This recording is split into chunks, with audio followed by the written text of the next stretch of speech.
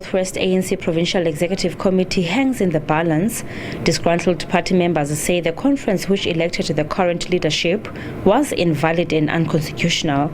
They submitted that the Interim Provincial Committee did not have the authority to organize the conference because the NEC had not renewed its mandate to remain in office and oversee the elective conference. And we would say that that is contrary to the express provisions of the ANC Constitution, which is clear in providing the autonomy to conduct and to convene that provincial conference within the province itself, not under the guise of the NEC. The terms, and I will refer the court to them if I should be asked, are clear in respect of the role of the NEC. The NEC can deploy as observers to assist in the facilitation of the conference. They cannot assume control of the conference and assume the tasks of the organs that under the Constitution. Justice Mayer grilled the appellant's legal representative on his submissions. We start with the words. And if the words are clear and unambiguous, unless it would lead to an absurdity,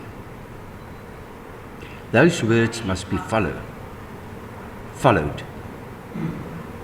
And what you want us to believe is simply not stated in that rule. The ANC Northwest PC argued that there was nothing undemocratic in electing a new leadership, as the interim leadership was temporary, and that no structure should be disbanded due to the delay of conferences. It also argued that the appellants were using the wrong interpretation of the ANC constitution. This IPC that came into being was a body that came about because of political compromise. It was brought together so that all factions at play had a say in its affairs. So there was nothing undemocratic about it at all. And the argument about the lack of democracy, with respect, loses sight of this crucial thing.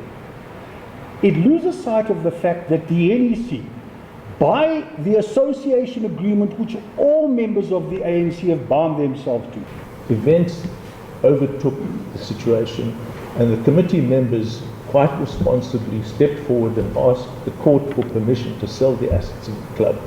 And the court, per Solomon J, said they are still in office. They may be beyond the term in which they were supposed to retire, but that doesn't mean they're no longer in office. It means they are not in compliance with their constitution. The two groups that are at loggerheads are both confident that their matter has a legal standing. And it is our conviction that as applicants, we strongly believe that we've got a case that was denied by the High Court in terms of looking into all those particular fundamental matters we're raising, the constitutionality. This was unnecessary because they are contesting the term of office of the IPC, they are contesting the decisions of the NEC, they are not contesting the outcome of a conference which elected us and what transpired in that conference. But from where I'm sitting, I think we are okay. The Constitutional Court has previously dismissed their case citing jurisdiction. Judgment has been reserved. Aphumelele Mdlalane, SABC News, Bloemfontein.